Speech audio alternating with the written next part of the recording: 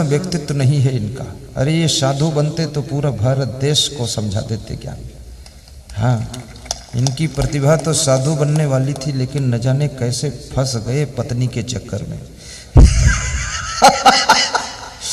चकई चकधुम मकई के लावा तिकड़े तिकड़े में फंस गए तो फंस गए। बहुत अच्छे आदमी। समय किसी का इंतजार नहीं करता है। तो मैं आपको सुना रहा था बड़ी प्यारी बात, वो मोची वाली कथा। सेठ जी ने कहा कि सेठानी नाराज मत हो, 20 साल तुम्हारे साथ शादी हुए बीत चुके हैं, कभी तुम नाराज नहीं हुई। आज मेरे से नाराज हुई तो मेरे को थोड़ा दुख लगा है। तो सेठानी ने कहा 20 साल हो गए रूखा सूखा खाते हुए, इतना तसल्ली किया, अब 20 साल में भी तुम्हारा कोई बदलाव नहीं देखा, तो आखिर और है रास्ता क्या? तो सेठ ने कहा कि थोड़े दिन के बाद देखना मोची के घर में भी हलवा बनना बंद हो जाएगा। सेठ रात में छत पर चढ़ा और एक फीट लंबी लकड़ी ले लिया, इतनी मोटी, उसमें 100 का नोट धागा से लपेटा। आज के 40 साल पहले की कहानी है। और उस लकड़ी को नोट में लपेट करके धागा से बांधकर मोची के आंगन में फेंक दिया और स्वयं आकर सो गया। सवेरे मोची उठा तो लकड़ी में लिपटा हुआ नोट देखा। अपनी वाइफ को जगाया, कहा कि आ जाओ, कुछ लगता है कि किस्मत का सितारा चमक गया है। देखो आकाश से 100 का नोट गिरा है। वायु देवता ने पेड़ की लकड़ी तोड़ करके 100 का नोट लपेट कर यहां डाल दिया है, इसको संभाल कर रखो। तो उसकी वाइफ ने कहा कि 8 आने 4 आने 2 रुपये जूता सिलते थे मिलते थे, आज अचानक 100 रुपये मिले, ये भाग्य नहीं है क्या? उसने कहा इसको तुम देवी संभाल कर रखो। तो उसने संभाल कर रखा और कहा कि पति देव, एक निवेदन है कि 100 का नोट तो भगवान ने दिया है, अब इस नोट का जोड़ा लगाना हमारा तुम्हारा काम है।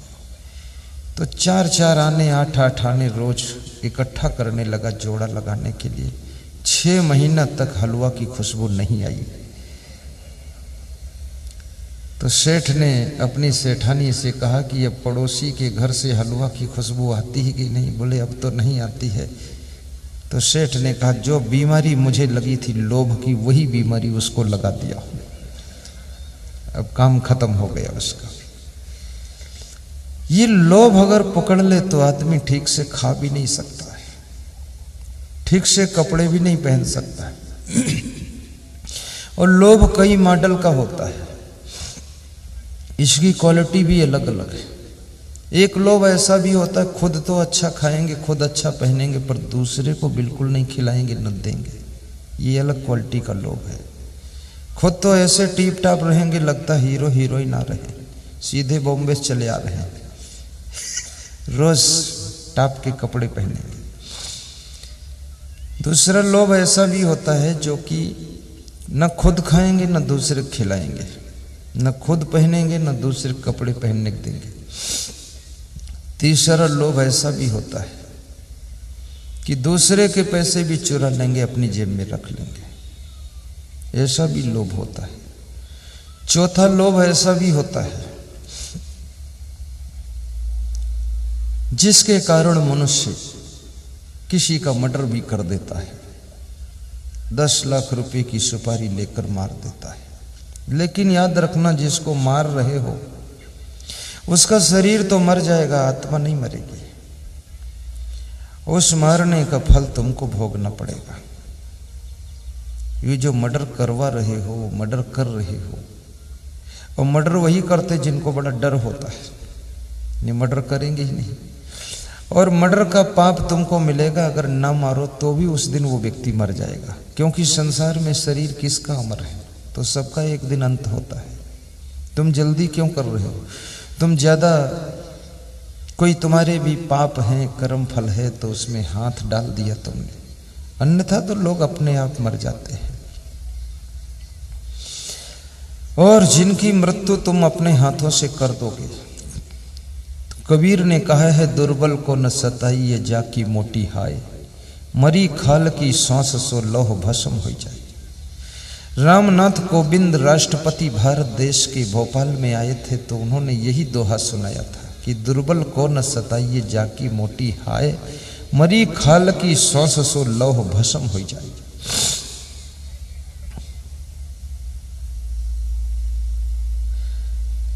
अपनी योग्यताओं का विकास करो, अपने अंदर परिवर्तन करो, अपनी क्षमताओं को सही यूज करो, अपनी जवानी का सही प्रयोग करो। तुम्हारे लिए कोई बाधा नहीं डाल सकता है। स्वयं योग्य बनो, कोई ब्रेकर है ही नहीं, कंपटीशन तो कुछ है ही नहीं, केवल अपने आप में निखार लाना है। सोना कभी नहीं कहता कि मैं चांदी से अच्छा हूं, लेकिन हर व्यक्ति सोना को अलग कीमत में खरीदता है। सोना बनोगे कीमत अपने आप मिल जाएगी, और चांदी बनकर सोने से झगड़ा करोगे तो भी कीमत मिलने वाली नहीं है। योग्य बनोगे, संसार सम्मान करने के लिए इंतजार कर रहा है। अयोग्य व्यक्ति को संसार अपने सम्मान से दूर कर देता है। योग्यता हासिल कीजिए। बाल्यावस्था में शैक्षिक योग्यता हासिल करो। ये बचपन मोबाइल के पीछे मत खोइए, इस बचपन को फैशन में भी मत गंवाइए, दोस्तों के चक्कर में पड़कर इधर उधर घूमने में भी बचपन को बर्बाद मत कीजिए। क्योंकि जिसका बचपन बिगड़ गया तो उसकी जवानी डिस्टर्ब हो जाती है, और जिसकी जवानी बिगड़ गई उसका बुढ़ापा डिस्टर्ब होता है, और जिसका बुढ़ापा बिगड़ गया उसकी मौत डिस्टर्ब होती है, और जिसकी मौत भी ठीक ढंग से नहीं हो सकी तो अगला जन्म भी उसका डिस्टर्ब हो जाता है। गुरु जी के ज्ञान का मजा लीजिए, बचपन की बिगड़ी बना लीजिए।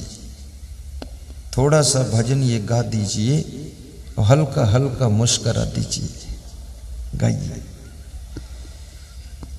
गुरु जी के ज्ञान का मजा लीजिए, बचपन की बिगड़ी अपनी बना लीजिए। गुरु जी के ज्ञान का मजा लीजिए, बचपन की बिगड़ी अपनी बना लीजिए।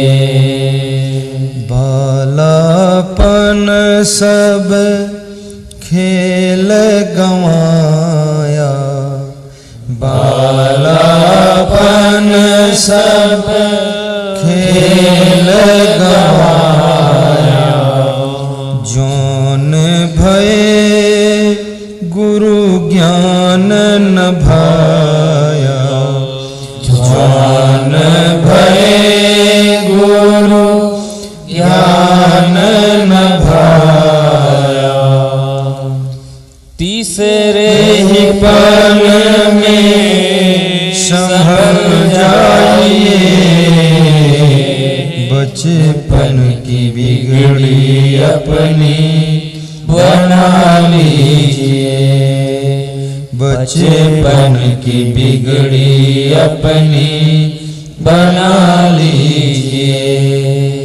गुरु जी के ज्ञान का मजा लीजिए, गुरु जी के ज्ञान का मजा लीजिए, बचपन की बिगड़ी अपनी बना लीजिए, बचपन की बिगड़ी अपनी बना लीजिए। काम क्रोध मद लोभ लुटेरा, काया नगर में किए है बसेरा। ये काम क्रोध लोभ मोह आपकी काया नगर में बस रहे हैं और यही आपकी शांति को लूटते हैं। जब क्रोध आता है शांति लुट जाती है, काम वासना का भूत सवार होता शांति लुट जाती है, लोभ आता है शांति लुट जाती है, मोह आता है शांति खत्म। महाराजा धीराज धृतराष्ट्र बहुत अशांत है मोह के कारण, इसलिए मोह भी नहीं कीजिए। कितने माताओं बहनों के अपने बेटों की पोतों की बड़ी चिंता रहती है। वे कहती हैं कि हमको अपनी तो कोई बात नहीं, लेकिन ये बेटों का ठीक हो जाए सब। और यही बात उनकी माँ भी कहती थी, और यही बात उनकी माँ की माँ भी कहती थी, और यही उनके बाप के बाप भी कहते थे। सब बेटों का बनाते, अपना कोई बनाते नहीं। मैं कहता हूँ तुम अपना सुधार लो तो बेटों का जल्दी सुधर जाएगा। तुम अपने को ठीक करो। जैसे मैं सोचूं कि मेरे चेलों की चिंता करूं, उससे कोई मतलब ही नहीं। मैं खुद स्ट्रांग हो जाऊं, मैं खुद टॉप कर जाऊं तो चेले तो टॉप हो ही जाएंगे सब। तुम कहते हो बेटे, तुम 10वीं में 10 बार फेल हुई हो, बेटे को कहते हो टॉप फर्स्ट पास हो जाता है। दिवाली में घर की सफाई चल रही थी तो सफाई करने में एक मार्कशीट मिली माता पिता को, तो उसमें फेल लिखा था। उन्होंने बेटे को बुलाया, कहा कि मूर्ख, इतने पैसे खर्च हो गए और ये फेल हो गया और चुपके से मार्कशीट इसमें मालबारी भी रख दिया। तो उस लड़के ने कहा, पिताजी मार्कशीट में नाम भी तो पढ़ लो किसका लिखा। तो नाम पढ़ा तो उनका खुद का नाम लिखा था, खुद फेल हुई थी।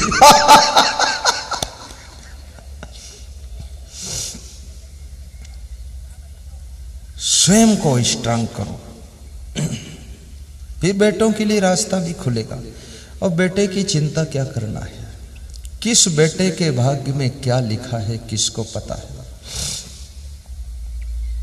विचार करो, तुम जन्म दे सकते हो, पालन पोषण कर सकते हो, कपड़े पहना सकते हो बचपन में, लेकिन जवानी में प्रवेश होते ही तुम्हारा बेटा क्या बनेगा क्या जानते। कौन जानता था ये कैलाश चावला कैबिनेट मंत्री गृह मंत्री बनेंगे, किसको पता था। बन गए, उनकी मां को भी पता नहीं था। कौन मोदी जी की मां बर्तन मांजती थी, कपड़े धोती थी, पड़ोसी के यहाँ मजदूरी करती थी, उसको क्या ये कभी भी सपना भी नहीं था मेरा बेटा प्रधानमंत्री बनेगा। और उसका बेटा प्रधानमंत्री हो गया, वो उसकी माँ भी जिंदा है और बहुत खुश होगी। वो अर्थ भी शायद ना समझती प्रधानमंत्री होता क्या है, लेकिन उसका बेटा बन गया। अपने बेटे को अच्छे अच्छे संस्कार दीजिए, बस इतना काम तुम कीजिए, उसको बुराइयों से बचाइए। और मैं बेटों से भी कहूंगा, बेटियों से भी कहूंगा, एक पौधा होता है, छोटा सा पौधा, कोमल पौधा। वो पौधा की रक्षा करने के लिए पौधे का मालिक उसके सब तरफ कांटे लगा देता है। कोमल पौधा जब हवा में हिलता है तो कांटों में उसके पत्ते फंसते हैं, और पत्ते फंस करके वो पौधा सोचता है कि मेरा मालिक बड़ा कठोर है, आसपास कांटा लगाया है, मेरे कोमल पत्ते सब फंसते फटते हैं।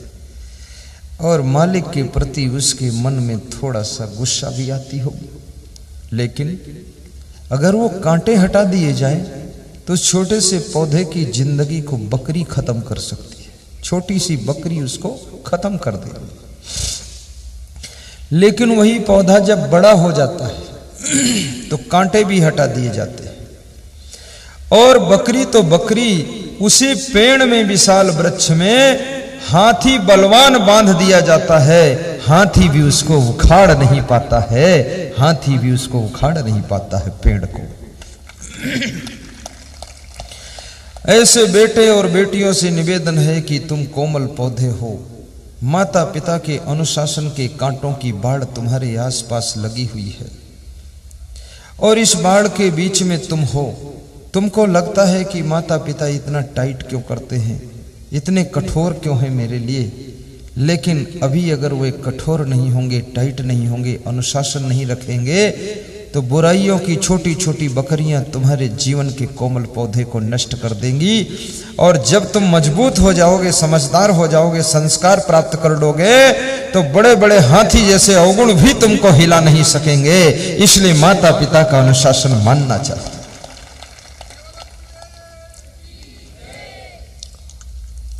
या तो सेल्फ डिसिप्लिन रहो, स्वयं कंट्रोल में रहना सीखो। जैसे मेरा जीवन था तो सेल्फ डिसिप्लिन, मैं घर पे भी सेल्फ डिसिप्लिन था और आश्रम में यहाँ भी सेल्फ। मेरे गुरु को ऐसा नहीं कहना पड़ा क्यों मैं हूं अगर मगर कुछ नहीं। मैं गांव में जाता ही नहीं हूं, छत पे घूमना नहीं, उधर देखना नहीं कोई तरफ, गलत काम करना क्या है। साधु हो गए, कितने लोग साधु हो गए वो तो भी उनकी चंचलता दूर नहीं होती, वो कहीं ना कहीं थे झांक लेते हैं। पूरा बेवकूफ आदमी साधु बन गए तो भी चक्कर में पड़े रहते हैं, लफड़ाबाजी करते रहते हैं, कहीं ना कहीं से 10-20 सदनी उदनी बना के उनके साथ में घूमते रहते हैं। क्या जरूरत है? नारी शक्ति कोई कमजोर है? नारी आज वसुंधरा बनकर के राजस्थान का मुख्यमंत्री पद संभाल रही, ममता बनर्जी पश्चिम बंगाल को संभाल रही, जयललिता ने तमिलनाडु को संभाल लिया था, इंदिरा गांधी ने पूरे भारत देश पर शासन किया था, वो भी तो नारी थी। तो ये नारियों में तो इतनी हिम्मत है, पुरुषों में नहीं है। ये अगर चाहे तो आश्रम बना करके हजारों नारियों को साध्वी बनाकर चला सकती, लेकिन ये तो इसलिए नहीं बनाती कि बच्चे कौन पैदा करेगा। बाकी ये तो बहुत बड़ा आश्रम चला सकते, इनके पास बहुत बुद्धि है। घर को तो यही चलाती हैं, यही मेंटेन करती हैं, गृह मंत्री यही हैं, स्टेट बैंक ऑफ इंडिया भी यही हैं, पैसा भी यही रखती हैं, सारा हिसाब किताब इनके पास। पति तो ऐसा है जो आदेश देती वो कर लाता है और कहती यहाँ बैठ तो बैठ जाता है। देखो जय बोल रही की बात तो यही है। और पति का नाम भी इंग्लिश में हस्बैंड, मतलब पत्नी जब कहे हंस तो हंस और बैंड बने बंद कहे तो बंद रहो, चुप रहो। ये कोई कम बुद्धिमान नहीं है महिलाएं, बहुत बुद्धि इनके पास, इनको अवसर तो होना चाहिए। और मैं तो कहूंगा कि माताओं बहनों को भी अपनी योग्यता का प्रयोग करना चाहिए। साधारण जैसी जिंदगी मत बिताइए, बहुत कुछ करने के लिए तुमने जन्म लिया है। अपने बेटों को भी ऐसे संस्कार दीजिए कि आपका बेटा महान भक्त बने, महान संत बने।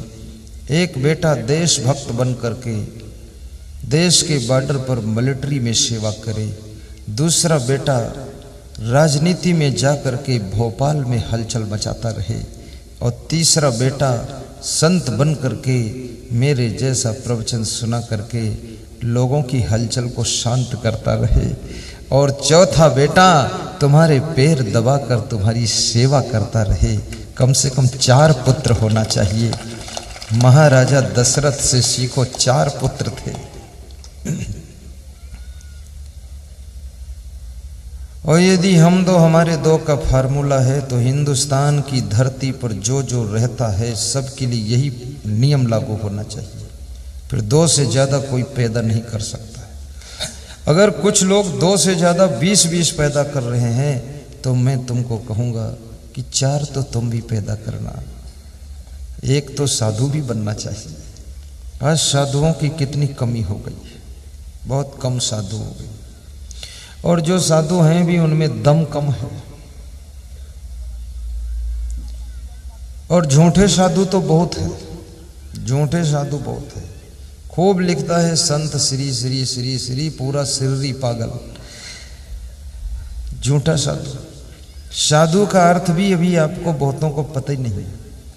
आप तो सफेद लाल पीले कपड़ा को साधु मान लेते हो, गले में माला पहन ले उसको साधु मान लेते हो, तिलक चंदन लगा ले, जटा जूट बढ़ा ले उसको साधु मानते हो, पगड़ी पगड़ा बांध ले, लफड़ी लफड़ा करे तो भी साधु मान लेते हो, ऐसे वैसे कपड़ा लपेट ले साधु मान लेते हो। ये तुम्हारी भूल है। इसी भूल का परिणाम है कि नकली साधु लोग धुंध मचा रहे हैं। साधु को अंदर से पहचानो, ये ऊपर ऊपर मत देखो। 4 पैर का हर जानवर गाय नहीं होता है, 4 पैर की गधी भी होती है। सब ऐसे साधु। रावण साधु का भेष बनाकर आया, सीता जी नहीं पहचान पाई। जटा रख करके तिलक लगाकर माला लेकर ओम नमः शिवाय का जाप करती है, झोली डालकर कमंडल लेकर डंडा हाथ में। ऐसा नकली साधु, जो नकली साधु होता है ना, वो असली साधु से ज्यादा टिप टाप रहता, ठीक से रहता, संभल के। अब मेरे गले में बहुत बड़ी माला नहीं पाओगे, सिर्फ एक माला है छोटी सी, ज्यादा क्या जरूरत माला की। ये गला कोई भैंस का गला थोड़ी इतना मोटा जंजीर जैसा पहनना है, एक प्रतीक चिन्ह पहनना चाहिए बस। और तिलक भी मेरा माथा पुता हुआ नहीं पाओगे, बस एक बिंदी रख देता हूं। ये भी पता नहीं कबीर बिंदी लगाते थे कि नहीं लगाते थे, तुलसीदास कैसी बिंदी लगाते थे। चाहे जैसी लगाओ, हमें ये पसंद, ये लगा दिया, बात खत्म। कभी लाल लगा देता हूं, कभी पीला, कभी सफेद, जो कलर मिल जाए, कलर का कोई लफड़ा नहीं। और कभी नहीं भी लगाता। अरे दिमाग ठीक रहना चाहिए, बिंदी सिंदी हटाओ तुम। चंदन तो इसलिए लगाया जाता है, चंदन शीतल होता है, यानी अपने माथा को शीतल रखो महाराज जी, और कोई बात नहीं, इसमें गर्म विस्फोट मत करना, इसलिए तिलक लगाया जाता है। और चंदन की माला इसलिए पहनी रहती है कि चंदन शीतल और सुगंधित होता है। ऐसे चंदन की शीतल माला पहन करके हृदय में भी शीतलता रहे और आपकी सुगंध फैले, ऐसे कर्म करना प्रभु, इसलिए चंदन की माला पहनी जाती है। और ये सफेद कपड़े इसलिए पहने गए हैं कि इसमें कोई दाग नहीं, कोई रंग नहीं, तो दुनिया का राग रंग तुम्हारे ऊपर असर न करने पाए, इसलिए व्हाइट कपड़ा पहना दिए गए। पगड़ी इसलिए बांध दी गई कि प्रभु तुमको पगड़ी इसलिए बांधी गई है कि धर्म की रक्षा की जिम्मेदारी आपकी है, भक्ति की रक्षा की जिम्मेदारी आपकी है, आपको बहुत संभल कर चलना है। तो साधु को पहचानो। पहली बात तो साधु वैराग्यवान होना चाहिए। वैराग्यवान का मतलब संसार के भोगों को न भोगता हो। और साधु जो होगा वो लड़की स्त्रियों से उसको थोड़ा दूर रहना चाहिए। कितने साधुओं को देखा, वो तो लड़की की स्कूटी पर बैठकर घूमते हैं और कहते हैं मैं बहुत बड़ा बाबा हूं। सब पता चल गया बाबा हो कि काबा हो, क्या हो। हाँ, क्या जरूरत है। अपनी माँ को छोड़ दिया, बहन को छोड़ दिया, घर छोड़ दिया, परिवार छोड़ दिया, भाई को छोड़ दिया, ये लफड़ा कहां से लेकर घूम रहे। अब लोग समझते नहीं ये क्या कर रहा बाबा है। साधु कभी पिक्चर नहीं देखता है ना, पिक्चर देखता हो समझ लो ये पंचर जरूर है, इसको हटाओ यहां से। साधु कभी गीत गाने सैया बलमों के नहीं सुनता कि गोटेदार लहंगा निकलो जब डाल के, छुरिया चल जाए तेरी मत वाली चाल पे। ये साधु का काम ही नहीं है। काहे को छुरिया चलाओगी, मत गोटेदार डालो, ऐसे ही पहन लो सादा लहंगा। साधु सिंपल उसकी वेशभूषा होती है, वो रोज अपना रंग ढंग नहीं बदलेगा। ये पहचान बताता हूं आपको, एक ही वेशभूषा में रहेगा। और साधु कोई नशा भी नहीं करेगा। और साधु महात्मा कभी वीआईपी होता ही नहीं है। साधु महात्मा भले उसको गवर्नमेंट वीआईपी का सर्टिफिकेट दे दे, पर वो गरीब से गरीब को भी मिलेगा, अमीर से अमीर को भी मिलेगा, और सबको हाथ जोड़ेगा, सबसे प्रेम करेगा, सबसे बात करेगा, तो समझ लो ये साधु है। और जो केवल करोड़पति आ गया तो अंदर आ जाओ, और गरीब आ गया तो धक्का मारकर बाहर हो जाओ, ये कोई साधु का काम। फिर ये तो मेरा भी सौभाग्य है कि जो मेरी आत्मा अनेक जन्म में तपस्या करके इतना अच्छा रूप हमको मिला, संत बनने का योग मिला, महात्मा बने, आचरण सही है, तो लोग दर्शन करना चाहते तो दर्शन भी हमको देना चाहिए, और लोग प्रवचन सुनना चाहिए तो प्रवचन भी सुनाना चाहिए, और लोग अपने घर बुलाना चाहिए तो वहाँ भी चले जाना चाहिए, और लोग कहें मेरे गांव आ जाओ तो रात में भी गांव चले जाना चाहिए, और लोग कहें कि इसी कमरे में सो जाओ तो सबको कमरे से बाहर निकाल देना चाहिए और सो जाना चाहिए। मैं जिस मकान में रहता हूं वहां किसी को रहने नहीं देता, ना कोई वहां गिरस्थ रहेगा, ना कोई पत्नी, ना पतना, ना लाड़ी, ना लाड़ा, सब काम खत्म। केवल हम लोग रहेंगे साधु साधु, झाड़ू खुद लगाएंगे, बिस्तर खुद सुधारेंगे, वहां कुछ भी करने की जरूरत नहीं। क्योंकि याद रखना, चरित्र कितना अच्छा हो लेकिन कभी संदेह वाले कार्य भी नहीं करना चाहिए, जो आपके ऊपर लोगों को शक पैदा हो जाए, इससे भी सावधान रहना चाहिए। मैं जिस गाड़ी में बैठता हूं उसमें किसी लेडीज को बिठाता भी नहीं हूं, मैं अपनी सगी मां को भी नहीं बिठाता। या तो तुम बैठोगी तो मैं उतर जाऊंगा, तुम जाओ, गाड़ी छोड़ेगी तुम्हें, और मैं बैठूंगा तुम नहीं बैठोगी। तो माँ ने कहा ऐसा क्यों? मैंने कहा ऐसा यूं, कौन जानता है मेरी माँ हो, तुम्हारी लाल रंग की साड़ी चमकेगी तो लोग कहेंगे असंग साहब मेहरुआ रखत है, औरत रखत साथ में, बदनामी होगी। तो माँ ने कहा मैं तुम्हारे साथ नहीं बैठूंगी और आशीर्वाद देती हूं कि तुम कभी भी बहुत महान बनोगे। माता जी जब प्रवचन सुनती थी मुस्कुराती थी, कहती थी वाह मेरी इच्छा पूरी हो गई, अच्छे संत बन गए तुम। अरे माता पिता को भी खुश कर दो, ऐसे संत बनो, भाई बहन को खुश कर दो, एरिया जिला को खुश कर दो, प्रदेश में डंका बजा दो ज्ञान का। ये लफड़ाबाजी वाले संत मत बनो। संत बन करके गांजक चिलम पी रहे हो, क्या मतलब हुआ? जिंदगी जला रहे हो। यही पीना था तो घर ही में चिलम खींचते रहते। संत बन करके लाखों की चिलम छुड़ा दो और लाखों का नशा छुड़ा दो और लाखों के घर में कलेश मिटा दो, तब संत कहा जाता है।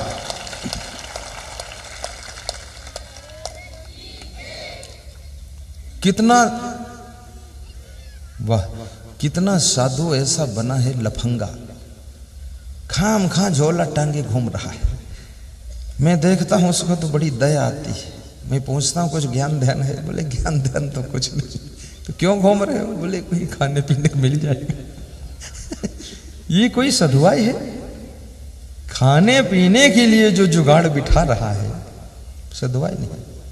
सच्चे संत के पीछे आगे पीछे दाएं बाएं सब तरफ व्यवस्था टाप की रहती है, उसको इसकी चिंता ही नहीं करनी। आज हमारे पास में सीताराम जी पड़ोसी हैं, वे 13 प्रकार का जलपान लेकर आए। मैं संत से पूछा ये जलपान कौन लाए? बोले सीताराम पड़ोसी। अरे हमने कहा वो गरीब आदमी क्यों मंगाया इतना उनसे? बोले मंगाया नहीं, खुद लाए। तो हमने कहा कम लाना चाहिए, इतने आइटम क्यों? तो बोले कोई बात नहीं गुरुदेव, आप रोज थोड़े मिलेंगे। तो उसमें सब आइटम थे, तो उसमें से गाजर खा लिया मैंने, गाजर पसंद थी मुझे, खा लिया, बाकी मैंने छू लिया। हमने कहा संत लोग तुम फाइनल करो जाकर इसको। कचौड़ी थी, समोसा था और क्या क्या था, सब गाठिया और नमकीन। याद रखना खाने के लिए कितने आइटम तुम्हारे पास आ